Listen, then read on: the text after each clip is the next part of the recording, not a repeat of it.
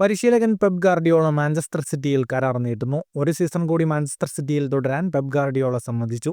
2026 June വരെ ക്ലബ്ബിൽ തുടരുമെന്ന് ഉറപ്പു നൽകുന്ന കരാറിൽ പെപ് ഒപ്പുവയ്ക്കും. ഈ കരാർ ഒരു വർഷത്തേക്ക് കൂടെ നീട്ടാനുള്ള വ്യവസ്ഥയും കരാറിലുണ്ട്.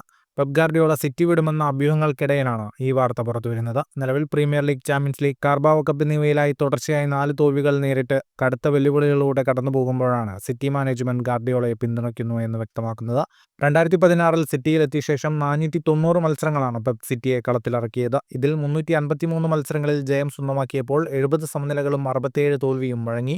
6 പ്രീമിയർ ലീഗ് കിരീടവും ഒരേയൊരു ചാമ്പ്യൻസ് ലീഗ് കിരീടവും ഉൾപ്പെടെ 18 കിരീട വിജയങ്ങളിലേക്ക് പെപ് സിറ്റിയെ നയിച്ചു. അതേസമയം പ്രീമിയർ ലീഗിൽ ടോട്ടനാമിനെതിരായാണ് മാഞ്ചസ്റ്റർ സിറ്റിയുടെ അടുത്ത മത്സരം. നവംബർ 23 ശനിയാഴ്ച രാത്രി 11 മണിക്കാണ് മത്സരം. ഇതിനുശേഷം നവംബർ 27 യുവേഫ ചാമ്പ്യൻസ് ലീഗിൽ ഫെയ്നോർദിനെയും ഡിസംബർ 1 പ്രീമിയർ ലീഗിൽ ലിവർപൂളിനെയും നേരിടും. നിലവിൽ 11 മത്സരങ്ങളിൽ നിന്ന് 23 പോയിന്റുമായി മാഞ്ചസ്റ്റർ സിറ്റി പ്രീമിയർ ലീഗിൽ 2ാം സ്ഥാനത്താണ്. 28 പോയിന്റോടെ ലിവർപൂളാണ് 1ാം സ്ഥാനത്ത്. ഫുട്ബോൾ ലോകത്തെ കൂടുതൽ വാർത്തകൾക്കും വിശേഷങ്ങൾക്കുമായി സ്പോർട്സ് കഫേ ഇപ്പോൾ തന്നെ സബ്സ്ക്രൈബ് ചെയ്യുക.